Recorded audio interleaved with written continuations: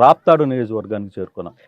రాప్తాడులో ఇప్పుడు వైసీపీ తరఫున రెండోసారి కూడా గెలిచి తీరతాను అని చెప్తున్న తోపుతుర్తి ప్రకాష్ రెడ్డితో మనం ఉన్నాం. నిజంగా ఆయనతో ఏం మాట్లాడదాం, ఆయన ప్రత్యర్థులు ఆయన మీద చేస్తున్న విమర్శలకి ఆయన ఏం సమాధానాలు చెప్తారో ఆయన మాటల్లో వినే ప్రయత్నం అయితే చేద్దాం. సార్ నమస్తే. 25 సంవత్సరాలు ఈ రాప్తాడుని పరిటాలకు కుటుంబం వెళ్ళింది. అయితే 25 సంవత్సరాలు తర్వాత మొట్టమొదటిసారిగా రాప్తాడు ప్రకాష్ రెడ్డి వాళ్ళ కుటుంబానికి ఓటమి రుచి ఎందుకు చూపించాడు. ఆ పరిస్థితి నుంచి ఈరోజు 2024 ఎన్నికల్లో కూడా మరో 10 రోజుల్లో జరుగుతున్న ఎన్నికల్లో ప్రకాష్ మరోసారి అదే రుచి చూపించబోతున్నాడా? గన్ షాట్గా ఉండి మెజారిటీ కూడా పెరగడమే కానీ తగ్గడం ఉండదు. 25,000తో గెలిచాం, ఈసారి 30 నుంచి 40,000 మధ్య మెజారిటీ ఉంటుంది. ఎందుకంటే పరిటాల సునీత కావచ్చు, ఆమె భర్త కావచ్చు, వీళ్ళందరూ కేవలం ఎన్నికలప్పుడు మాటలు చెప్పి ఓట్లు వేయించుకొని ఏరు దాటాక తెప్ప తగిలేసినట్లుగా వాళ్ళ వ్యవహారం ఉంది. పైగా ఏమీ చేయకపోయినా పెత్తనాలు, బ్రాండ్లు, వాళ్ళ ఆడంబరాలు తప్ప వేరే సామాన్యునికి వాళ్ళు రీచబుల్గా ఉండింది లేదు, సామాన్యునికి వాళ్ళు చేసింది ఏమి లేదు. నేను ఎమ్మెల్యేగా గెలిచిన తర్వాత ఈ నియోజకవర్గంలో ఈ జిల్లాలో ఎవరూ చేయనంత గొప్పగా ప్రభుత్వ నిధులతోనే కాకుండా సొంత నిధులతో కూడా అనేక అభివృద్ధి కార్యక్రమాలు చేశారు. మరి అందులో ఈరోజు ప్రకాష్ రెడ్డి అనే వ్యక్తి ఏదైనా ఒకసారి చెప్తే తప్పనిసరిగా ఆ మాట మీద నిలబడతాడు, హామీ ఇస్తే తప్పనిసరిగా మనం నమ్మొచ్చు అనేది ప్రజల్లో ఒక మంచి పేరు తెచ్చుకుంది. ఆ విధంగా ప్రభుత్వం నుంచి మనకు ఏదైతే ముఖ్యమంత్రి గారి ఆశీస్సులతో మనం చేయగలిగామో అవన్నీ కూడా చారిత్రాత్మకమైనవి.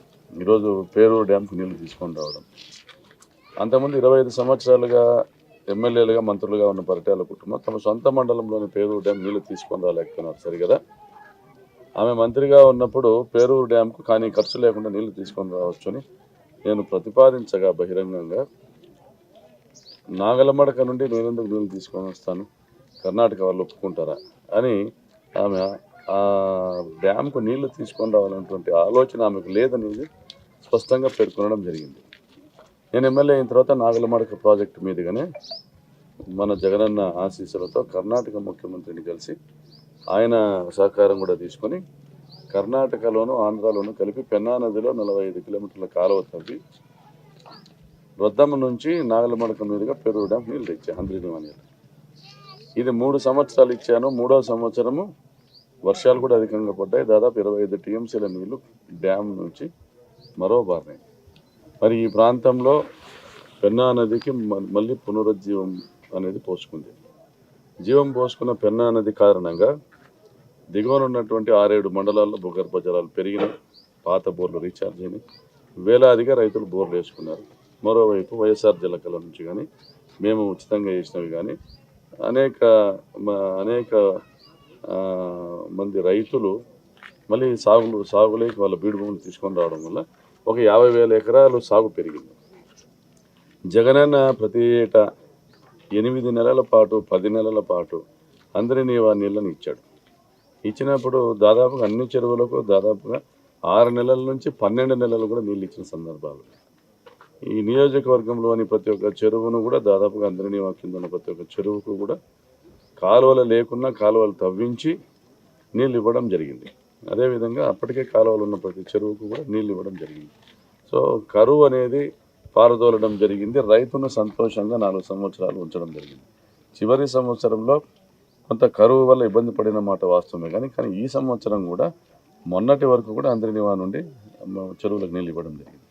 మరోవైపు ఏదైతే 590 కోట్ల రూపాయల ఎస్టిమేట్తో 803 కోట్ల రూపాయల శాంక్షన్తో పరిటాల సునీత జీడిపల్లి డ్యాం నుంచి పేరూరు డ్యాంకు ఒక లిఫ్ట్ ఇరిగేషన్ కెనాల్ని ఆమె టెండర్లు పిలిచి పనులు ప్రారంభించిందో ఆ పనులలో ఆమె 30 కోట్ల పనులు చేయించింది ఆమె మంత్రిగా ఉండగా. నేను ఎమ్మెల్యే అయినాక 150 కోట్ల రూపాయల పనులు చేయించాను, 150 కోట్ల రూపాయల పేమెంట్లు కూడా ఇప్పించాను.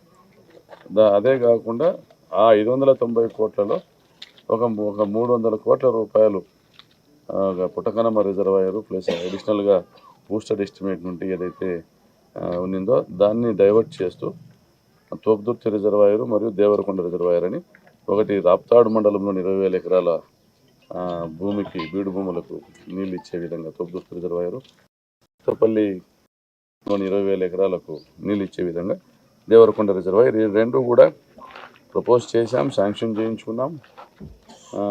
సీఎం గారితో భూమి పూజలు కూడా చేయించాం. ఈ రెండు కూడా ఎలక్షన్ హామీలు కాదు. పేరూరు డ్యామ్కి నీళ్ళు ఇస్తామన్నది ఎలక్షన్ హామీ, దాన్ని పూర్తి చేశారు.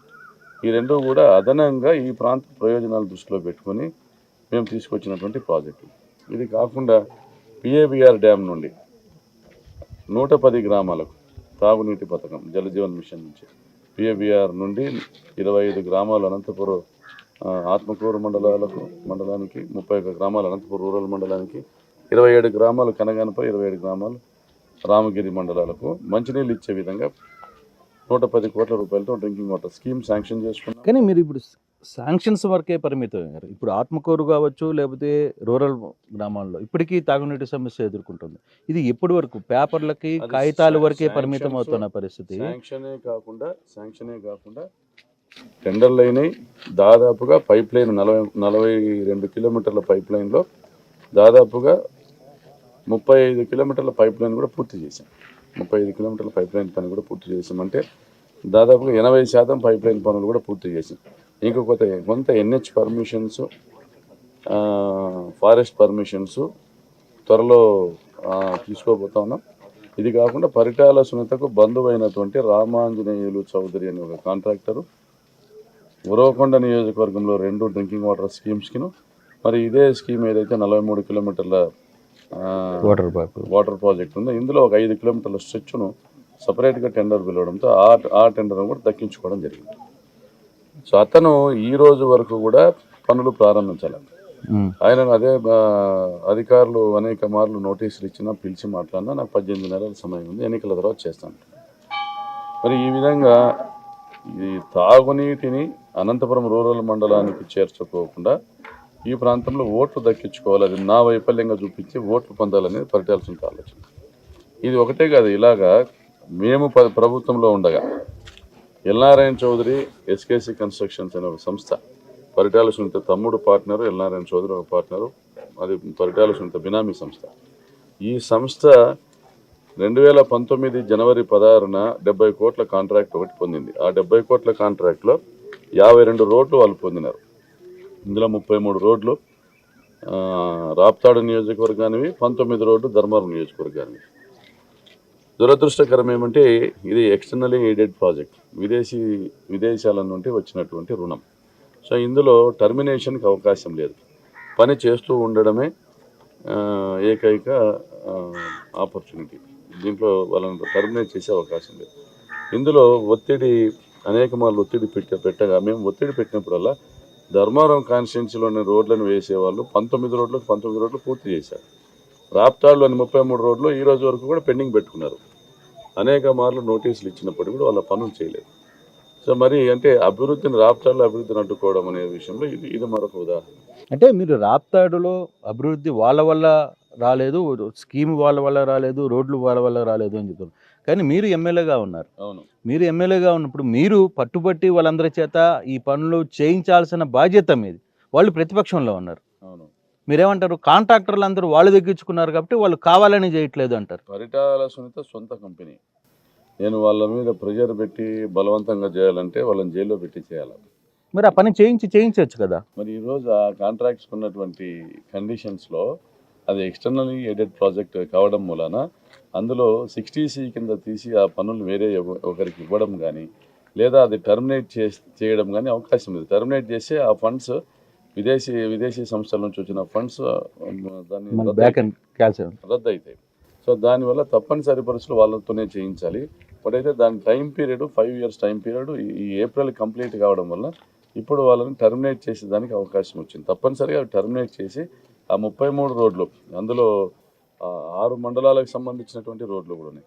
ఆ 33 రోడ్లు కూడా మేము కొత్తగా మళ్ళీ సెకండ్ టర్మ్లో ఇప్పుడు నేను ఎమ్మెల్యే అవుతాను, కొత్త కాంట్రాక్టర్లకు టెండర్లు పిలిచి ఇవ్వడానికి మేము తప్పనిసరిగా ఇచ్చి పని చేయిస్తాం. ఇప్పుడు మీరు ఒక మాట అన్నారు, నేను ఎమ్మెల్యే తిరిగి అవుతున్నాను అని. కానీ మీ ప్రత్యర్థులు నిన్న నామినేషన్ వేసిన రోజు మీ ప్రత్యర్థురాలు సునీత ఈసారి ప్రభుత్వంలో మేము వస్తున్నాం, మేము గెలుస్తున్నాం. ఒకటి ఫస్ట్ రాగానే చేసే పని మీరు అక్రమంగా సంపాదించిన ఆస్తుల్ని పేదలకు పంచిపెట్టడం. ఎందుకో ఇప్పుడు ఆమె గెలవడము ఓడడం అనేది పక్కన పెడితే చంద్రబాబు నాయుడుకి ఇది చివరి ఎలక్షన్. చంద్రబాబు నాయుడు రాజకీయ జీవితం సమాధి అయిపోయింది ఆల్రెడీ. ప్రజలు డిసైడ్ అయి ఉన్నారు. ఈ రాష్ట్రంలో చంద్రబాబు నాయుడు ఏది చెప్పినా అది ప్రజలు నమ్మే పరిస్థితులు లేరు. ఎందుకంటే చంద్రబాబు ఏది చెప్పినా అది అబద్ధము, జగనన్న ఏది చెప్తే అది నిజమని ప్రజలు ఫిక్స్ అయి ఉన్నారు. జగన్మోహన్ రెడ్డి గారి మేనిఫెస్టో కోసం 1000 కళ్ళతో రాష్ట్ర ప్రజలు ఎదురు చూస్తూ ఉన్నారు. జగన్మోహన్ రెడ్డి గారు ఏది చెప్పినా అది చేస్తారనేది నమ్మకం ఉంది కాబట్టి 155 నుంచి 160 సీట్ల వరకు మేము గెలవబోతా ఉన్నాం. మరి చంద్రబాబు నాయుడు గారు ఇంత పెద్ద ఎత్తున దాదాపుగా 73,000 కోట్ల రూపాయలు సంవత్సరానికి ఖర్చు పెడతానని సూపర్ 6 అని ఒక మేనిఫెస్టోని తీసుకుని ప్రజల్లోకి ఇంటింటికి కూడా ఆ పార్టీ వాళ్ళందరూ తిరుగుతున్నా కూడా ఆ మేనిఫెస్టోకి ఎక్కడ కూడా టీడీపీ మేనిఫెస్టో ఎక్కడ ప్రజల్లోకి వెళ్ళలేదు, వెళ్ళిన చోట్ల కూడా యాక్సెప్టెన్స్ లేదు. మరి 52,000 కోట్ల రూపాయలు ప్రతి సంవత్సరానికి సంక్షేమ పథకాలు ఇస్తున్న జగనన్ననే ఆయన పరిపాలనను చూసి ఈ రాష్ట్రం శ్రీలంక అవుతున్న చంద్రబాబు మరి ఆయన 73,000 కోట్ల రూపాయల పథకాలు ఎలా తెస్తాడని, మరి అందులో జగనన్న ఏదైనా తీసుకొచ్చినటువంటి సంక్షేమ పథకాలను కానీ వాలంటీర్లను కానీ కొనసాగిస్తామని చెప్తున్న చంద్రబాబు మరో 52,000 అంటే సంవత్సరానికి 1,25,000 కోట్ల రూపాయలు ఎక్కడి నుండి తెస్తాడు. చంద్రబాబు నాయుడు ఆయన ఫేక్ ప్రామిసెస్ చేస్తున్నాడు, ఈ రాష్ట్ర ప్రజల్ని మోసం చేస్తూ ఉన్నాడు. సో అటువంటి మోసపూరితమైనటువంటి మాటలు ప్రజలు నమ్మరు. ప్రజలు అవి నమ్మి తమను ఓట్లేసి గెలిపిస్తారని, గెలిపిస్తే తాము అధికారంలోకి వస్తామని పరిటాల సునీత పగటి కళలు కంటా ఉంది. పరిటాల సునీత పరిస్థితి ఏంటంటే రాప్తాడు నియోజకవర్గంలో తాము ఎటూ గెలము కాబట్టి కొడుకును ధర్మవరంలో ఇల్లు కట్టించి ధర్మవరం టికెట్ కోసం ట్రై చేసింది. ఆయన నేను ధర్మవరం టికెట్ నాకు ఇవ్వకపోతే నేను రాజకీయ సన్యాసం చేస్తానని అనేకసార్లు ప్రకటన ఇచ్చినాయి. మరి సన్యాసం చేస్తాడా లేదా సన్యాసితో జతగట్టి బీజేపీకి పని చేస్తాడా తెలియదు. కానీ వాళ్ళకు రాజకీయంగా ఈ నియోజకవర్గంలో వాళ్ళ పప్పులు ఉడకవు అనేది తెలుసు కాబట్టి 4 ఏళ్ళు ధర్మవరం మీదే ఫోకస్ చేశారు. ధర్మవరంలోనే వ్యాపారాలు చేసుకున్నారు, ధర్మవరంలోనే కాంట్రాక్టులు చేసుకున్నారు. రాప్తాడులో తప్పనిసరి పరిస్థితుల్లో రాప్తాడు టికెట్ తీసుకున్నారు. వాళ్ళకి ఇష్టం లేదు. ఒక దశలో రాప్తాడు కూడా మాకు వద్దు, ఇస్తే 2 కావాలి, లేదంటే రాప్తాడు మాకు వద్దు, రాప్తాడు ఒకటైతే వద్దు అని కూడా చంద్రబాబుతో కొట్లాడారు. ఇప్పుడు వాళ్ళు ఏదో ఫేక్ ప్రామిసెస్ చేస్తే అది ప్రజలు నమ్ముతారని, లేదా సంచులు తీసుకొచ్చి డబ్బుల మూటలు తీసుకొచ్చి ప్రజల్ని కొందామని అనేటువంటి ఆలోచనతో తప్ప వాళ్ళు గెలుస్తామన్న నమ్మకం వాళ్ళకు కూడా లేదు. పరిటాల సునీత ఎమ్మెల్యే కావడము, పరిటాల శ్రీరామ్ ఎమ్మెల్యే కావడమని ఇక భవిష్యత్తులో చరిత్రలో అది ఒక కళగానే మిగిలిపోతుంది. మీరేమో ఇది చరిత్ర, వాళ్ళు కలగంటున్నారు, పగటి కళ అంటున్నారు. అవును, వాళ్ళు సీరియస్గా ఒక అలిగేషన్ ఏంటంటే ప్రకాష్ గతంలో చెప్పాడు ఇదే రాప్తాడులో తిరిగి నేను ఎమ్మెల్యే కాకపోతే అరమేసంతో తిరుగుతానని, కాబట్టి రేపు ఓడిపోతున్నాడు, ఖచ్చితంగా జనాలు వెళ్ళి మీసంలో ఉన్న వెంట్రుకలను పేకండి అని చెప్పి స్వయంగా నామినేషన్ రోజు సునీత మాట్లాడుతుంది. ఇప్పుడు ఆమె మాట్లాడితే ఆమె స్థాయికి దిగజారేటువంటి స్థాయిలో నేను లేను. నేను ప్రజలకు చెప్పిన మాట చేసి నేను నిలబెట్టుకున్నటువంటి ఎమ్మెల్యేని. ఈ రాష్ట్రంలో కానీ ఈ దేశంలో కానీ 4,000 బోర్లు సొంత డబ్బులతో వేసిన ఎమ్మెల్యేని ఎవరైనా చూపగలుగుతారా? ఈ దేశంలో 75 కిలోమీటర్ల కాలువలను సొంత ఖర్చుతో నిర్మించి డ్యాములకు నీళ్ళు ఇచ్చి చెరువులకు నీళ్ళు ఇచ్చిన ఎమ్మెల్యేని మీరు చూపగలుగుతారా?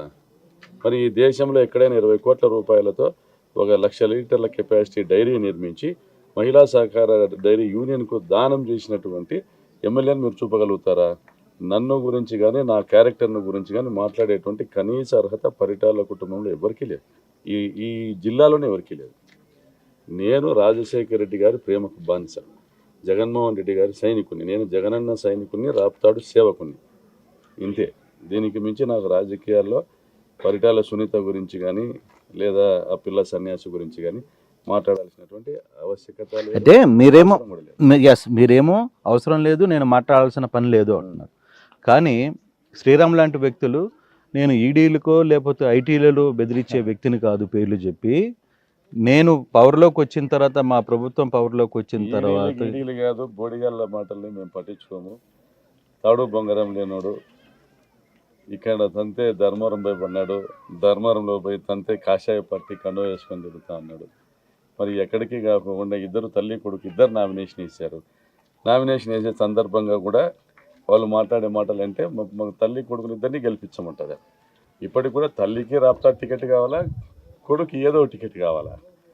తల్లి ప్రేమ అనేది ఎక్కడ కనపడుతుంది? ఆమె గురించి మనం మాట్లాడుకుంటే కొడుకు కోసం ఆమె త్యాగం చేసి ఉండొచ్చు, కానీ ఆమెకు పదవి కావాలా, అధికారం కావాలా, నా అధికారం ద్వారా లూటీ చేసేటువంటి డబ్బు కావాలా?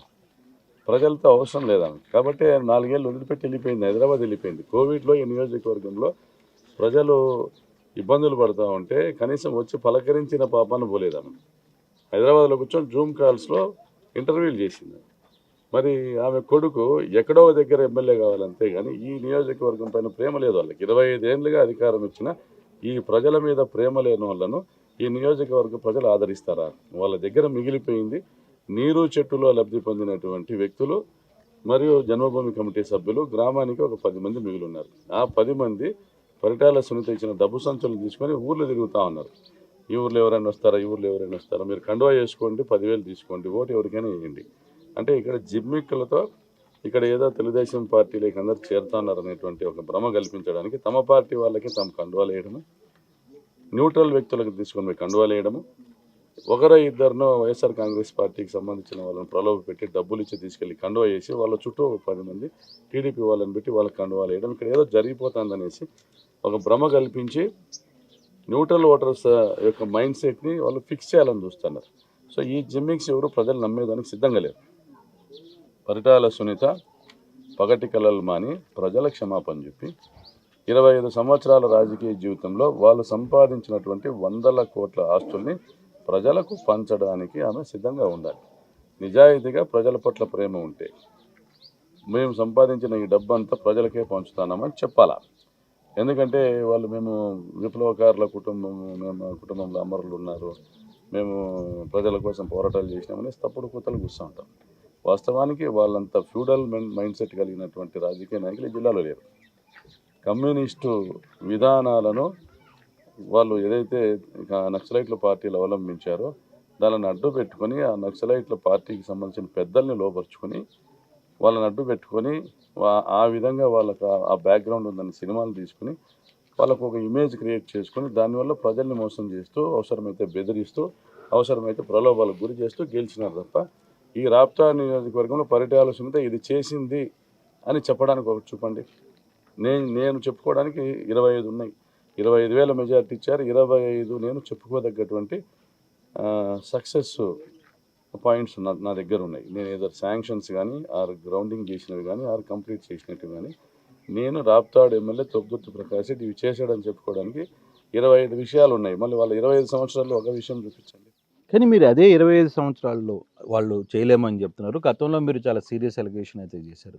వాళ్ళ కుటుంబ సభ్యుల చుట్టూ ఒక కోటరీ ఉంది, ఆ కోటరీ ద్వారానే వ్యవహారం చెప్పారు. కానీ ఇదే రోజు తోపుదుర్తికి సంబంధించిన వ్యవహారంలో కూడా తోపుదుర్తి కుటుంబ సభ్యుల వ్యవహారాలు ఏం చేశారు, చిట్టా అంతా కూడా నా దగ్గర ఉంది. ఇప్పమ్మను ఇప్పుడు కాక ఎప్పుడు ఇప్పుతుంది? జనం లేకపోయి ఓట్లు అడుగుతున్నాము. నా అఫిడవిట్ ఫైల్ చేశాను, నా ఆస్తులు ఇవి అని నామినేషన్ ఫైల్ చేసి బయటకు వచ్చి నేను ఏం మాట్లాడాను? నేను అఫిడవిట్లో పొందుపరిచినటువంటి ఆస్తులన్నీ నావి, నా కుటుంబ సభ్యులవి, ఇవి నేను ఈ నియోజకవర్గంలో పేదలకు నేను గెలిచిన తర్వాత పంచడానికి సిద్ధంగా ఉన్నాను అని ప్రకటించా. ఈ దేశంలో ఏ ఎమ్మెల్యే దమ్మున్నాడు ఎవరైనా కానీ ఆస్తుల్ని ప్రకటించాలి నేను పంచుతానని చెప్పినవాడు ఎవరు? నిజంగానే రేపు చేస్తారా ఆ పని? ఇది కూడా నేను ఇంతవరకు చేసింది ఏంది? ఈ 5 ఏళ్ళు చేసింది ఏంది? మేము సంపాదించింది మా ఆస్తులు అమ్మే కదా. ఉచిత బోర్లు వేసాం, కాలువలు తవ్వాం, సొంత డబ్బులతో రోడ్లు వేసాం, చచ్చిపోతే డబ్బులు ఇచ్చినాం, ఆసుపత్రులకు డబ్బులు ఇచ్చినాం, పిల్లల పెళ్లిళ్ళకి డబ్బులు ఇచ్చినాం, చదువులకు డబ్బులు ఇచ్చినాం, కార్యకర్తలకు డబ్బులు ఇచ్చినాం, ఎవరైనా ఆర్థికంగా నష్టపోయినంటే డబ్బులు ఇచ్చినాం. ప్రకాష్ రెడ్డి అనేవాడు కనపడితే ఇది అడిగితే చేస్తాడనేది ఈ నియోజకవర్గంలో ఒక అభిప్రాయం అనేది ఉంది ప్రజల్లో. అంతేగాని మీలాగా డబ్బు సంచులన్నింటినీ కూడా వివిధ రాష్ట్రాల్లో పెట్టుబడులు పెట్టి మీ బ్లాక్ మనీని మీరు పెట్టుకొని పబ్బులు నడుపుతా హైదరాబాద్లో అసెట్స్, బెంగళూరులో అసెట్స్, వైజాగ్లో అసెట్స్, అనంతపూర్లో అసెట్స్, రాప్తాడ నియోజకవర్గంలో నలుమూలల 100 ఎకరాల భూములు, పెనుగొండ నియోజకవర్గంలో 100 ఎకరాల భూములు. ఇప్పటికే నేను సర్వే నంబర్లతో సహా చెప్పున్నాను అనేక మార్లు. నాది ఏది ఉంది నా అఫిడవిట్లో ఉంది, నేను పంచడానికి సిద్ధంగా ఉన్నాను. ఆమె అఫిడవిట్లో ఉన్న ఆస్తులు కానీ, ఆమె కొడుకు అఫిడవిట్లో ఉన్న ఆస్తులు కానీ పంచడానికి వాళ్ళు సిద్ధంగా ఉన్నారా? మాట్లాడమనండి. ఏం చేసుకుంటావు డబ్బులు? 6 అడుగుల భూమి ఉంటే శాశ్వతంగా నిద్రపోవచ్చు. ఏం చేసుకుంటావు ఆస్తులు? ఏం చేసుకుంటావు? ప్రజల కోసము సర్వము వడ్డీ మేము పని చేస్తూ ఉన్నాం. మరి పరిటాల సునీత కానీ చంద్రబాబు నాయుడిని ఛాలెంజ్ చేశాను. చంద్రబాబు ఎందుకు నేను ఈ విధంగా మాట్లాడాల్సి వచ్చిందంటే కూడా, చంద్రబాబు నాయుడు కానీ, ఈటీవీ కానీ, జ్యోతి పేపర్ కానీ పదే నాకు 2000 కోట్ల ఆస్తులు ఉన్నాయని ప్రకటించాను. నేను ఎక్కడో నుంచి ఊడిపడినోడిని కాదు, పక్కనున్న తోపుదర్తి గ్రామస్తుంది. ఈ గ్రామంలో కూడా నాకు బంధువులు ఉన్నారు. 2000 కోట్ల ఆస్తులు ఉన్నాయంటే ప్రజలందరూ ముక్కున వేలేసుకున్నారు. వీడు తప్పుడు కూతలు కూస్తున్నాడు అని మాట్లాడినారు సామాన్య జనం.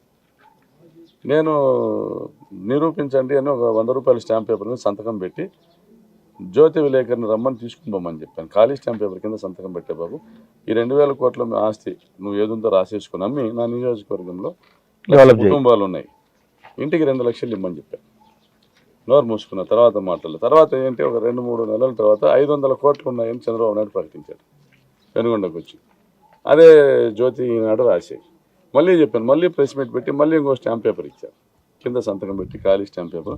ఆ ఆస్తులు ఏవో మీరు రాసుకోండిరా బాబు, మీరు అమ్మండిరా బాబు, నా నియోజకవర్గంలో 1,00,000 కుటుంబాలు ఉన్నాయి, ఆ 500 కోట్ల రూపాయలు మీరు నా ఆస్తులు తీసుకొని ఇస్తే కుటుంబానికి 50,000 రూపాయలు పంచి రాజకీయాల నుంచి విరమించుకుంటా. ఇంతకంటే ఏం కావాలి నా జీవితానికి? నా ఆస్తులను పేదలకు పనిచేసి శాశ్వతంగా రాజకీయాల్లో నేను విరమించుకొని వెళ్ళిపోయినానంటే చరిత్రలో మిగిలిపోతాను.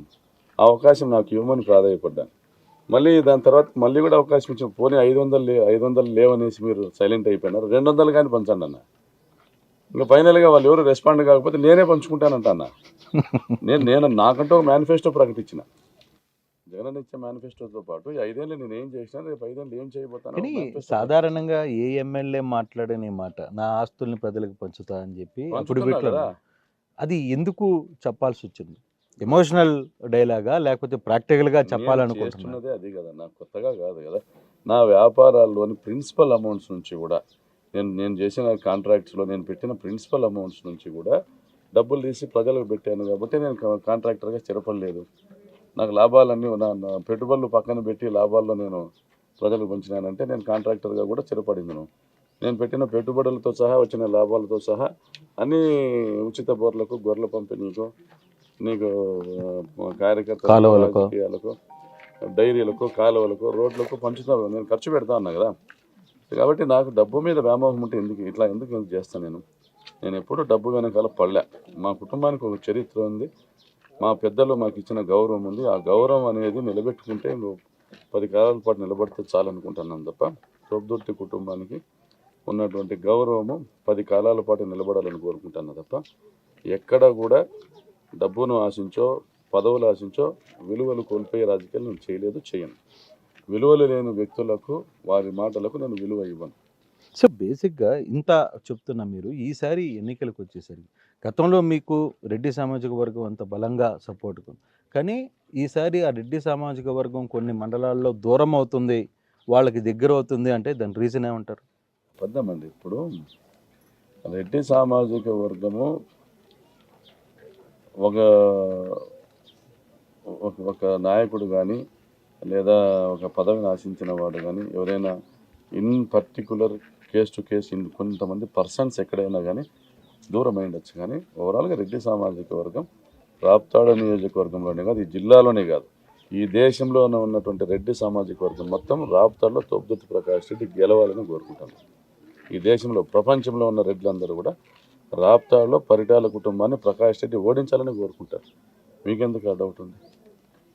మీరు అనుకునేదాన్ని కూడా ఇల్యూషన్స్ అనుకోవచ్చు, ఫిక్షన్స్ అనుకోవచ్చు, కానీ ప్రాక్టికల్గా మీ చుట్టుపక్కల ఉన్న 2 మండలాలకు సంబంధించిన వ్యవహారంలో కూడా వాళ్ళకు కూడా అవతల మీ ప్రత్యర్థులు కూడా ఒక నమ్మకం కలుగుతుంది. ఎందుకంటే రెడ్లు గతంలో మాకు చేయలేదు, ఈసారి మా దగ్గరకు వచ్చారు, బోయలు కూడా ఈసారి మాతోనే ఉంటున్నారు, ఎస్సీల్లో కూడా మార్పు వస్తుంది అనే ఒక సెక్షన్, అది ప్రకాష్కి ఇబ్బంది కాదా అంటున్నాం. కులం ఎక్కడుందండి ఈరోజు రాష్ట్రంలో? జగన్మోహన్ రెడ్డి గారు వచ్చినాక నా ఎస్సీ, నా ఎస్టీ, నా బీసీ, నా మైనారిటీ అని ఆయన ఈ రాష్ట్రంలోని పేద వర్గాల వాళ్ళందరినీ కూడా ఆయన గుండెల్లో పెట్టుకొని దాదాపు 2,60,000 కోట్ల రూపాయలని ఈ రాష్ట్రంలో పేదలకు పంచినాడు. ఆయన ఈరోజు ఏ కుటుంబాన్ని పలకరించినా కూడా మీరు జగనన్నకు ఓటేస్తారా లేదా చంద్రబాబుకు ఓటేస్తారా అని మీరు ప్రశ్నిస్తే పథకాలు వచ్చిన ప్రతి కుటుంబము, మరి హార్డ్ కోర్ తెలుగుదేశం పార్టీకి సంబంధించిన ఫ్యామిలీస్ కాకుండా పథకాలు వచ్చిన ప్రతి కుటుంబము కూడా ఈరోజు చల్లగా ఉన్నాం. జగన్మోహన్ రెడ్డి గారి దయ వల్ల మా పిల్లల్ని చదివిస్తూ ఉన్నాడు, ఇంటికి పెన్షన్ తెస్తూ ఉన్నాడు, మా అప్పులు కడతా ఉన్నాడు, మాకు ఇళ్ళ పట్టాలు ఇచ్చాడు, ఇల్లు ఇచ్చాడు. అంతకంటే ఎవరేం చేస్తారు? మాకు ఆయననే గెలిపించుకుంటామంటున్నారు తప్ప దీంట్లో కులము, సామాజిక వర్గము, ఇంకోటి ఫ్యాక్టర్స్ ఎక్కడా లేవు. సో మీరు లేవంటున్నారు.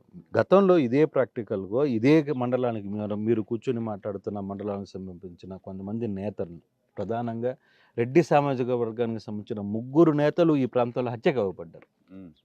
అవును, అవునా కదా? సో చాలామంది ఎక్స్పెక్ట్ చేసింది ఏంటి, రాప్తాడులో మళ్ళీ వచ్చిన తర్వాత కమ్మ సామాజిక వర్గం మీద దాడులు జరుగుతాయి, లేకపోతే ఇంకో సామాజిక వర్గం మీద దాడులు జరుగుతాయి అని చాలామంది ఎక్స్పెక్ట్ చేశారు. కానీ ఈ రోజుడి వరకు ఎక్కడ ఫిక్షన్ అయితే లేదు. నేనెందుకు చేయాలి దాడులు? కమ్మల మీద నేనెందుకు చేయాలి దాడులు? నాకు చిన్నప్పటి నుండి స్నేహితులు ఉన్నారు, నాకు కమ్మలలో బంధువులు ఉన్నారు, నాకు కమ్మలలో నాకు ఫాలోయర్స్ ఉన్నారు, నేను గెలవాలని కోరుకున్న వాళ్ళు నా నియోజకవర్గంలో నాకు అభిమానులు కూడా ఉన్నారు. బయట కూడా నాకు కమ్మ సామాజిక వర్గంలో అభిమానులు, మిత్రులు అందరూ ఉన్నారు. ఒక సామాజిక వర్గం మీద నేనెందుకు దాడి చేయాలి? వారి దిగజారుడు విధానాలు, వారు అభివృద్ధి ఏమీ చేయకుండా బీసీ వర్గాలను రెడ్డి సామాజిక వర్గం పైన ఎగదోలి, బీసీ వర్గాన్ని, ఎస్సీ వర్గాన్ని రెడ్డి సామాజిక వర్గం పైన ఎగదోలి, రెడ్లపైన మీకు పెత్తనం ఇస్తా ఉన్నాం అనేసి వాళ్ళకి భ్రమలు కల్పించి వారితో రెడ్లను చంపించి ఆ బీసీ ఎస్సీ సామాజిక వర్గాలను దగ్గర పెట్టుకుని పెత్తనం చేసుకుంటూ వచ్చింది. ఇది వారి విధానం. ఆమె పరిటాల సునీత ఓడిపోయినాక బుద్ధన్న వచ్చి ఉండాలా, లేదా ఆత్మవిమర్శ అయినా చేసుకొని ఉండాలా, ఆత్మ పరిశీలన అయినా చేసుకొని ఉండాలి. ఇప్పుడు మళ్ళీ ఎలక్షన్స్కి సంబంధించి క్యాంపెయినింగ్లో ఆమె మేనిఫెస్టో ఏంటంటే, ఆమె ఏ గ్రామానికి వెళ్ళినా మేము వస్తే జైలుకు పంపిస్తాము, మేము వస్తే తొక్కుతాము, మేము వస్తే తాట తీస్తాము, మేము వస్తే చీమలు నలిపినట్టు నలుపుతాము. అంటే నీకు ఓటు వేస్తే నువ్వు ఎవరినో తొక్కాలా, నువ్వు ఎవరినో తాట తీయడానికో ఎవరినో జైలుకు పంపించడానికో నీకు ఓటు వేయాలనా? నువ్వు ఎవరికైనా అన్నం పెడతామని చెప్తున్నావా? ఎక్కడైనా నీళ్లు తీసుకొని వస్తామని చెప్తున్నావా? ఉపాధి కల్పిస్తానని చెప్తున్నావా? మరి ఏమీ చెప్పను. నీ వల్ల ప్రయోజనం ఏంది? నీ ఈగోని సాటిస్ఫై చేసుకోవడానికి, నీకున్న పగా ప్రతీకారాలు తీర్చుకోవడానికి నీకు ఓటు వేయాలనా? ఇది ఈరోజు సామాన్యులు ప్రశ్నిస్తున్నటువంటి విషయం. ఈరోజు ప్రశాంతంగా ఉన్న రాప్తాడు నియోజకవర్గానికి తోపుదుర్తి ప్రకాష్ రెడ్డి అనేవాడు చాలా అవసరం. దీంట్లో కమ్మ సామాజిక వర్గం వాళ్ళు కూడా ప్రకాష్ రెడ్డి నీళ్లు తెచ్చినాడు, నీళ్లు తెస్తాడు, రైతుల కోసం పనిచేయాలనేటువంటి తాపత్రయం ఉంది, మహిళలను ఆర్థికంగా ముందుకు తీసుకురావాలనేటువంటి ఒక లక్ష్యం ఉంది, ఉపాధి కల్పించాలనేటువంటి ఒక ఆలోచన ఉంది. కాబట్టి ప్రకాష్ రెడ్డి ఉండడం వల్ల మాకు మంచి జరుగుతుంది తప్ప నష్టం జరగదు అనేసి కమ్మ సామాజిక వర్గం కూడా ఫిక్స్ అయింది. మరి బీసీ ఎస్టీ మైనారిటీలు అంటారా, మరి రాష్ట్రమంతా బీసీ ఎస్టీ మైనారిటీలు దాదాపుగా 60% మా వైఎస్ఆర్ కాంగ్రెస్ పార్టీకి ఉన్నారు. రాప్తాల్లో బహుశా ఇంకా 2-3% ఎక్కువే ఉంటారు, కానీ తక్కువ ఉండరు. మరి బోయ సామాజిక వర్గము, కురుబ సామాజిక వర్గం, రెడ్డి సామాజిక వర్గం, ఎస్సీల గురించి మాట్లాడుకుంటా ఉన్నప్పుడు ఎస్సీలు ఎప్పుడూ కూడా మాతోనే ఉన్నారు. గత ఎన్నికల్లో కురుబ సామాజిక వర్గం తెలుగుదేశం పార్టీ నుంచి మా వైపుకు వచ్చి మమ్మల్ని గెలిపించింది అనేసి నేను ప్రత్యేకంగా మీడియాలోనే మాట్లాడాను. మరి ఈరోజు బోయ సామాజిక వర్గానికి సంబంధించినటువంటి బోయ శాంతమ్మక్క ఎంపీగా పోటీ చేస్తూ ఉన్నారు. ఆటోమేటిక్గా మాకు ఈ కులాలన్నీ మాకు తప్పనిసరిగా మాకు ఆశీస్సులు అందజేస్తాయి, మంచి మెజారిటీ ఇస్తాయని నేను భావిస్తా ఉన్నా. మరి రెడ్లు కూడా మావాడు ప్రకాష్ రెడ్డి 2 సార్లు ఓడిపోయినాడు, మేము గెలిపించాలని 2019లో కష్టపడి గెలిపించినారు. ఈసారి కూడా ప్రకాష్ రెడ్డిని గెలిపించుకుంటేనే జగనన్న ముఖ్యమంత్రి అవుతాడు, ప్రకాష్ రెడ్డిని గెలిపించుకుంటేనే స్వేచ్ఛావాయువులతో బతకగలుగుతాము, గౌరవంగా ఈరోజు గ్రామాల్లో మేము తిరగగలుగుతాము, జగనన్న ఇచ్చిన పథకాలు చెప్పుకుంటూ గౌరవంగా బతకగలుగుతామనేసి రెడ్లు కూడా భావిస్తూ ఉన్నారు. మీ నియోజకవర్గంలో ఉన్న గోల్డ్ మైన్స్, మళ్ళీ మీరు గోల్డ్ మైన్స్ మీద ఒక ఆశని ఈ ప్రాంతంలో తీసుకుని వచ్చారు. అది కేవలం ప్రాక్టికల్గా పేపర్ వర్కే పరిమితమైందా, లేదు ఈ వ్యవహారాన్ని సీరియస్గా ప్రకాష్ ముందుకు తీసుకెళ్లే ప్రయత్నం ఏమైనా చేయబోతున్నాడా? సో గోల్డ్ మైన్స్ కేంద్ర ప్రభుత్వ ఆధీనంలో ఉన్న వాటిని 2019లో నేను ఎమ్మెల్యేగా గెలిచిన తర్వాత ముఖ్యమంత్రి గారి దృష్టికి తీసుకెళ్లడం, ముఖ్యమంత్రి గారు ఆయన ఆదేశాల మేరకు సంబంధిత అధికారులు, మా మైనింగ్ శాఖ మాత్యులు, మా మిథున్ రెడ్డి గారు అందరూ కూడా కేంద్ర ప్రభుత్వంతో సంప్రదించి కంటిన్యూస్ ఫాలోఅప్ చేసి గోల్డ్ మైన్స్ని రాష్ట్ర ప్రభుత్వాలే మైనింగ్ చేసుకోవచ్చు అనేసి అక్కడ నుంచి ఒక ఆర్డర్ని తీసుకొని రావడం జరిగింది. సో ఆ క్రమంలో రామగిరి గోల్డ్ మైన్స్ ఏదైతే ఉన్నాయో రామగిరి బంగారు గనుని తిరిగి దాన్ని మైనింగ్ యాక్టివిటీ చేసేదానికి అవకాశం కలిగింది. సో అందులో భాగంగా రామగిరి బంగారు గనుల కోసము టెండర్లు పిలవడం జరిగింది. దాంట్లో కొన్ని సంస్థలు పాల్గొన్నాయి. ఆ సంస్థలు ఈరోజు ప్రాస్పెక్టివ్ మైనింగ్ అనేది కంప్లీట్ చేశారు. అంటే సర్వే పని కంప్లీట్ చేశారు. ఒక టన్ను అందులో ఉన్నటువంటి ఒక టన్ను ఓర్ ఏదైనా కానీ మనం రైస్ చేస్తే ఎన్ని గ్రాములు గోల్డ్ అందులో సిద్ధమై ఉంది అనేది ఒక ఐడెంటిఫై చేసుకున్నారు. అందాజుగా 6 గ్రాములు ప్రతి టన్నుకు 6 గ్రాములు గోల్డ్ దొరుకుతుంది అనేసి అందాజుగా వాళ్ళకు ఒక కన్ఫర్మేషన్కి వచ్చినట్లుగా తెలుస్తూ ఉంది. సో వీన్ అంటారు, వీన్ అంటే నరం అని అంటారు. వీన్ లాగా ఒక రిడ్జ్ మీద ఒక వీన్ లాగా వెళ్తుంది గోల్డ్ మైన్. సో ఆ వీన్ ఎంబడి కూడా వాళ్ళు గోల్డ్ డ్రిల్లింగ్స్ చేసి ఎక్కడెక్కడ ఎంత మేరకు నిక్షేపాలు ఉన్నాయనేది కూడా సర్వే కంప్లీట్ చేశారు. సో నెక్స్ట్ గోల్డ్ రిఫైనరీ 250 కోట్ల రూపాయల ఇన్వెస్ట్మెంట్ గోల్డ్ రిఫైనరీ అక్కడ ఏర్పాటు చేసిన తర్వాత ఓర్ రైస్ చేయడము, గోల్డ్ రిఫైనరీ నుంచి బంగారు ఉత్పత్తులు చేయడం అనేది తర్వాయి. సో దీనివల్ల 3,000 మందికి మనం ఉద్యోగాలు ఇవ్వబోతున్నాం. గతంలో పరిటాల రవీంద్ర కార్మిక మంత్రిగా ఉన్నప్పుడు మూసేసిన బంగారు గనుల వల్ల 3,000 మందికి ఉపాధి కోల్పోయారు. ఇప్పుడు మళ్ళీ తిరిగి ఉపాధి ఇస్తాం. అదే ప్రాంతంలో ఎన్టీపీసీ నిధులతో 300 మెగావాట్ల సోలార్ హైబ్రిడ్ పార్కు శాంక్షన్ చేయించుకున్నాం. 1,150 ఎకరాలకు రైతులకు భూములకు డబ్బులు ఇచ్చి కొన్నాం.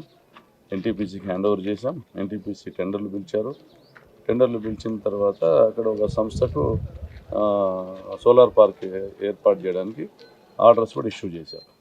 పక్కనే మధ్యల చెరువు ఏరియాలో ఒక 6,000 ఎకరాల్లో దాదాపుగా 1,050 మెగావాట్లు సంవత్సరానికి 30,000 రూపాయలు రైతులకు ఇచ్చే విధంగా లీజు పద్ధతిలో రైతుల నుంచి ఒప్పందాలు చేసుకొని 1,050 మెగావాట్లు జగనన్న ప్రభుత్వము జిందాల్ కంపెనీకి శాంక్షన్ చేసింది. 1,050 మెగావాట్లకు సంబంధించి సోలార్ పార్క్ ఏర్పాటు చేయడానికి. సో వీటి వల్ల ఈరోజు ఈ 2 సోలార్ పార్కుల వల్ల రామగిరి గోల్డ్ మైన్స్ వల్ల కనీసం 5,000 మందికి మనం ఉద్యోగాలు ఇవ్వబోతున్నాం. అంటే ఎప్పుడు లోపల కంప్లీట్ అయ్యే అవకాశం ఉండేది? 18 నెలల్లో ఈ 3 కూడా 18 నెలల్లో పూర్తి అవుతాయి. సో గోల్డ్ మైన్ ఒక 6 నెలల్లో అంటే 2025 లోపల అయిపోతుందా? 2025లో ఈ 2025కు ఈ 2 సోలార్ పార్కులు కంప్లీషన్ కూడా పూర్తవుతాయి. 2025లో ఈ గోల్డ్ రిఫైనరీ ఎస్టాబ్లిష్ చేయడం కూడా మొదలవుతుంది. 2026కు బంగారు ఉత్పత్తులు కూడా స్టార్ట్ చేస్తాం. అయితే ఒక విషయం సార్, ఇప్పుడు వరకు లెక్చరర్స్ విషయంలో కావచ్చు, ఉద్యోగస్తుల విషయంలో ఒక లెక్క చెప్తుంది గవర్నమెంట్. ఇప్పటికే అంటే ఉద్యోగస్తులు కొంత బాధపడుతుంది, సరైన టయానికి జీతాలు పడడం లేదు అనేది. అంటే 59,000 కోట్లు 60,000 కోట్ల రూపాయలు డబ్బులు పడుతున్న పరిస్థితి. కానీ సూపర్ 6 పేరు మీద వస్తున్న దీంట్లో దాదాపుగా 1,20,000 రూపాయలు ఫండ్లు వచ్చే పరిస్థితి అయితే ప్రభుత్వం ఖర్చు పెట్టాలి ఎవరైనా. ఇది ఎలా సాధ్యమవుతుంది? చంద్రబాబు నాయుడు బోగస్ మేనిఫెస్టోలు విడుదల చేస్తాడు. 2014 అది ప్రూవ్ అయింది. ఆయన 14 ఏళ్ళు ముఖ్యమంత్రిగా ఉన్నా కూడా ఏ ఒక్క సంక్షేమ పథకము ఆయన పేరుతో మనం చెప్పుకోదగింది లేదు. ఆయన చేసింది తీసుకొచ్చింది ఒక ప్రాజెక్టు పూర్తి చేసింది లేదు. చంద్రబాబు నాయుడు కేవలం ఎలక్షన్లను దృష్టిలో పెట్టుకునే మాట్లాడతాడు. అధికారంలోకి వచ్చినాక డబ్బు సంపాదన దృష్టిలో పెట్టుకునే పనిచేస్తాడు. అందులో అతను కట్త్రోట్గా ఉద్యోగస్తులనైనా ఇబ్బంది పెట్టగలుగుతాడు, ప్రజలైనా ఇబ్బంది పెట్టగలుగుతాడు, రాజకీయ పార్టీలకు సంబంధించినటువంటి వ్యక్తులైనా ఇబ్బంది పెట్టగలుగుతాడు. ఇక్కడ చంద్రబాబు నాయుడు అనే వ్యక్తి ప్రజల్ని మోసం చేసి అధికారంలోకి రావాలని కోరుకుంటాను. జగన్మోహన్ రెడ్డి గారు క్యాలిక్యులేటెడ్గా నేను సంవత్సరానికి 52,000 కోట్లు ఖర్చు పెట్టాను సంక్షేమ పథకాలకి. నేను ఆ 52,000 కోట్ల రూపాయలను మళ్ళీ నేను కొనసాగించగలుగుతాను. ఈరోజు బడ్జెట్లో నా బడ్జెట్ 2,40,000 కోట్ల నుండి 2,80,000 కోట్లకు పెరిగింది. జిఎస్టీలు పెరుగుతూ ఉన్నాయి. మనం ఏదైతే ఈ మనీ సర్క్యులేషన్ అవుతూ ఉందో ఈ వెల్ఫేర్ స్కీమ్స్ వల్ల ఆ డబ్బు మళ్ళీ వెనక్కి తిరిగి వస్తుంది జిఎస్టీ రూపంలో. కాబట్టి రాష్ట్రము ఈరోజు జీడిపి పెరిగింది. రాష్ట్రానికి సంబంధించినటువంటి జిఎస్టీ రెవెన్యూస్ పెరిగాయి. కొంత ఆర్థికంగా బెటర్ పొజిషన్లోకి వస్తున్నాం అనేటువంటి ఆయన క్లియర్ ఎక్స్ప్రెస్ చేస్తాను. ఈరోజు చేయలేనిది రేపు చేయొచ్చు భగవంతుని దయ వల్ల. అవకాశం ఉన్నప్పుడు తప్పకుండా నేను చేస్తాను, ఉద్యోగస్తుల ప్రయోజనాలు నేను కాపాడుతాననేసి ఆయన చెప్తా ఉన్నాడు. జగన్మోహన్ రెడ్డి గారు చెప్తే 100కి 100 మాకు నమ్మకం ఉంది. ఈ రాష్ట్రంలోని ఉద్యోగస్తుల కోరికను తప్పనిసరిగా 100కి 100 జగన్మోహన్ రెడ్డి గారు తీరుస్తారనేసి మాకు నమ్మకం ఉంది. రెండవది డెవలప్మెంట్ యాక్టివిటీస్ గురించి మాట్లాడితే ఇప్పటికే నాడు నేడు పూర్తి చేశారు. 15,000 కోట్లు ఖర్చు పెట్టారు. స్కూల్స్, హాస్పిటల్స్ డెవలప్ చేశారు. మరో 15,000 కోట్లు సచివాలయాలు, ఆర్బీకేలు, వెల్నెస్ సెంటర్లు, ఆర్బీకే గోడౌన్స్ నిర్మాణం పూర్తి చేశారు. మరి దాదాపు 30,000 కోట్ల రూపాయలు ఈయన టార్గెటెడ్ డెవలప్మెంట్ ఏదైతే ఉందో అది కంప్లీట్ అయిపోయింది. ఇప్పుడు ఆ 30,000 కోట్ల రూపాయలు రోడ్స్కి ఉపయోగించవచ్చు, లేదా ఇరిగేషన్ ప్రాజెక్ట్స్కి ఉపయోగించవచ్చు, డ్రింకింగ్ వాటర్ ప్రాజెక్ట్స్కి ఉపయోగించవచ్చు, ఇండస్ట్రియలైజేషన్కు, ఉపాధి కల్పనకు ఉపయోగించవచ్చు, లేదా ఉద్యోగస్తుల జీతభత్యాలు మెరుగుపరచడానికి ఉపయోగించవచ్చు. ఏదైనా మంచి చేయగలిగేది రాష్ట్రానికి జగనన్న ఒకటే. చంద్రబాబు నాయుడు ఎంత మిగిలితే అంత అమరావతికి డైవర్ట్ చేయాలనేవాడు. అమరావతిలో తమ ఆర్థిక ప్రయోజనాలను దృష్టిలో పెట్టుకొని తమ ఆర్థిక పునాదులను బలపరుచుకునే కార్యక్రమం మినహా అతనికి వేరే లక్ష్యం అనేది ఉండదు. కాబట్టి చంద్రబాబు నాయుడు అనే వ్యక్తి కేవలం కొంతమందికి మాత్రమే ఉపయోగపడేవాడు. చంద్రబాబు నాయుడు అనే వ్యక్తి తమ సామాజిక వర్గంలోని కొంతమంది తమ ఇష్టలు, తమ భాగస్వామ్యులకు మాత్రమే మేలు జరగాల, తన కోటరీకి మేలు జరగాల, తన కుటుంబానికి మేలు జరగాలని భావించేవాడు. జగనన్న ఈ రాష్ట్రమంతా తన కుటుంబంగా భావించేవాడు. ఈ రాష్ట్రంలోని ప్రతి కుటుంబానికి లక్షల రూపాయలు పంచితే అందులో తన ఆనందాన్ని వెతుక్కునేవాడు. ఈ రాష్ట్రంలోని లక్షల మంది, కోట్ల మంది జనంలో ఉద్యోగస్తులు కూడా ఒకరు కాబట్టి వీరు కూడా ఆనందంగా ఉండాలి, ఉద్యోగస్తులు కూడా ఆనందంగా ఉండాలని భావించేవాడు. జగనన్న మనసును ఉద్యోగస్తులు అర్థం చేసుకుంటే తప్పనిసరిగా మాకు సపోర్ట్ చేస్తారు. రాప్తాడ్ నియోజకవర్గంలో ఇప్పటికే ఉద్యోగస్తులందరూ కూడా మేజర్ పోర్షన్ ఈ నియోజకవర్గంలో జరుగుతున్న అభివృద్ధి కావచ్చు, ఈ నియోజకవర్గంలో మనం మెయింటైన్ చేస్తున్న శాంతి భద్రతలను దృష్టిలో పెట్టుకుని కావచ్చు, ఉద్యోగస్తులు ఒక ఎడ్యుకేటెడ్ ఎమ్మెల్యేగా ఉంటే ఏ విధంగా ఉంటుందనేసి వాళ్ళ ఎక్స్పీరియన్స్ కావడం వల్ల కావచ్చు నాకు సపోర్ట్ చేస్తూ ఉన్నారు. రాప్తాడులో ఈసారి రెండోసారి కూడా ప్రకాష్కి ఎందుకు ఓటేయాలి? క్వశ్చన్కి ఆన్సర్ ఏంటి? పని చేస్తున్నాను, నేను పని చేస్తున్నా. రాష్ట్రంలో చంద్రబాబు లూటీ చేసిపోయినటువంటి ఖజానాలో జగనన్న శక్తి మేరకు ఎంత శక్తి ఉంటే అంత అభివృద్ధికి, సంక్షేమానికి ఖర్చు పెడుతున్నాడు. మరి ఇటువంటి పరిస్థితుల్లో రాష్ట్రంలో ఎంత మేరకైతే అభివృద్ధి కార్యక్రమాలకైనా ఖర్చు పెట్టాడో రాప్తాడ్ నియోజకవర్గంలో కూడా అంత మేరకు అభివృద్ధి కార్యక్రమాలకు జగనన్న ఖర్చు పెట్టడం జరుగుతూ ఉంది. మరి ఈ నియోజకవర్గానికి నేను 3 రిజర్వాయర్లను తీసుకొచ్చాను. ఈ రిజర్వాయర్లను గత ఎన్నికల్లో నేను హామీ ఇచ్చినవి కాదు. గత ఎన్నికల్లో జగనన్న హామీ ఇచ్చింది 1,00,000 ఎకరాలకు సాగునీరు ఇస్తాను రాప్తాడులోని. మరి 1,00,000 ఎకరాలకు సాగునీరు కావాలంటే ఆ 1,00,000 ఎకరాలకు సంబంధించిన నీటిని స్టోరేజ్ చేయడానికి రిజర్వాయర్లు కావాలి. కాబట్టి Peruru dam, Thopudurthi reservoir, Devarakonda reservoir, Somaravanlapalli reservoir. So ఈ 3 రిజర్వాయర్లు పూర్తి చేసి పేరూరు డ్యామ్తో సహా ఈ 4ంటికి నీళ్ళు ఇవ్వడానికి కావాల్సినటువంటి ఇన్ఫ్రాస్ట్రక్చర్ క్రియేషన్ను నేను పూర్తి చేస్తాను. నేను తెచ్చాను కాబట్టి నేనే పూర్తి చేస్తాను. ఉదాహరణకు తోపుదుర్తికి ఒక రిజర్వాయర్ శాంక్షన్ చేయించుకున్నాం. దానివల్ల 20,000 ఎకరాలు రాప్తాడు మండలంలో సాగు అవుతుంది. తోపుదుర్తిలో ఆ డ్యామ్ కట్టాలా, అక్కడ నేను చిరస్థాయిగా నా పేరు నిలిచిపోవాలని నాకుంటుంది స్వార్థం. పరిటాల సునీత వెంకటాపురం నుంచి వచ్చి తోపుదుర్తిలో నేను డ్యామ్ కడతానంటదా? నాకు మంచి పేరు వచ్చే పని ఆమె చేస్తానంటదా? నేను శాంక్షన్ చేయించింది ఆమె ముందుకు తీసుకెళ్తారా? న్యాచురల్గా ప్రకాష్ రెడ్డి అనేవాడు గెలిస్తే మాకు రాప్తాడు మండలానికి 20,000 ఎకరాలకు నీళ్ళు వస్తాయనేసి రాప్తాడు మండలంలో రైతులంతా నాకు ఓట్లు వేస్తారు. మా గ్రామంలో ప్రకాష్ రెడ్డి డ్యామ్ కట్టడం మాకు ప్రిస్టేజ్ అనేసి తోపుదుర్తి రైతులు భావిస్తూ ఉన్నారు. మరి ఆత్మకూరు మండలంలో పిఏబిఆర్ డ్యామ్ నుంచి దాదాపుగా 23 కిలోమీటర్ల పైప్ లైన్ తీసుకొచ్చి మంచినీళ్ళు ఇస్తూ ఉన్నాం. 83లో టీడీపీ పుట్టినప్పటి నుంచి ఎంతమంది ఎమ్మెల్యేలైనా, మంత్రులైనా ఆత్మకూరు మండలానికి ఒక డ్రింకింగ్ వాటర్ స్కీమ్ లేదు. నేను పిఏబిఆర్ డ్యామ్ నుంచి జల్ జీవన్ మిషన్ గ్రాంట్లో ముఖ్యమంత్రి గారి ఆశీస్సులతో ఒక 54 crores ఒక టెండర్ పిలిపించుకొని ఒక సంస్థకి ఆ పనులు ఇప్పించి వాళ్ళతో దాదాపుగా కంప్లీట్ చేయించాం. అక్కడక్కడ బాటిల్ నెక్స్, కొంత హర్డిల్స్ గ్రామస్తులు అడ్డుకున్న దగ్గర ఇటువంటివన్నీ ఒక 2-3 చోట్ల బాటిల్ నెక్స్ ఉన్నాయి తప్ప అవి కూడా రాబోయే 10-15 రోజుల్లో అవి కూడా పూర్తి చేస్తాం. ఒక 1-2 నెలల్లో ఆత్మకూరు మండలానికి ఫుల్ ఫ్లెడ్జ్గా నీళ్ళు ఇస్తాం.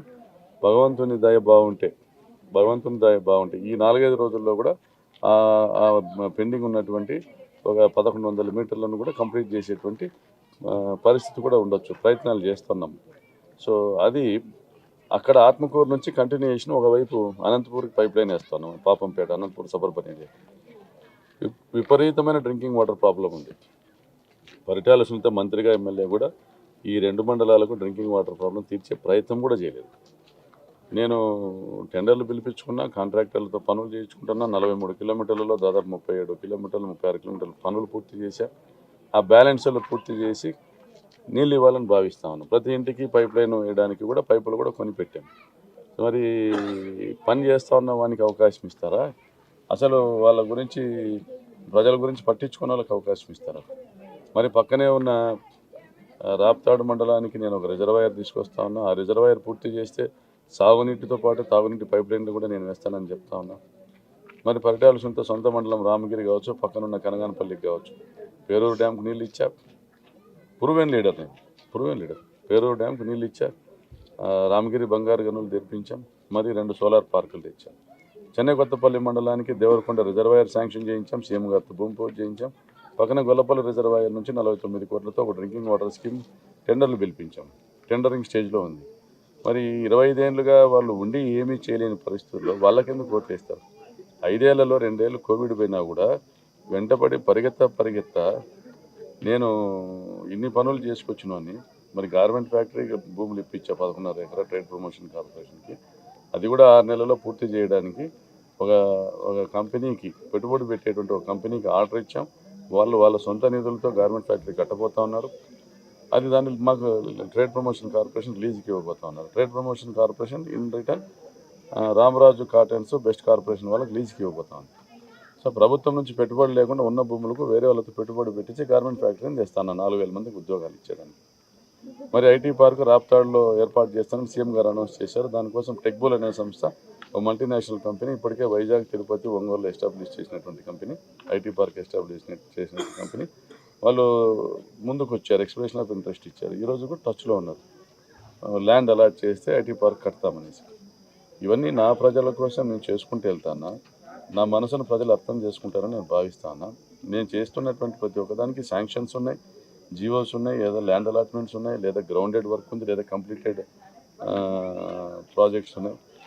నా సొంత డబ్బులతో వేసిన నేను నిర్మాణం చేసినటువంటి కాలువలు ఉన్నాయి, వాటి ద్వారా వచ్చిన నీళ్లు ఉన్నాయి, నిండిన చెరువులు ఉన్నాయి, డ్యాములు ఉన్నాయి, నేను ఉచితంగా వేసినటువంటి బోర్లు ఉన్నాయి.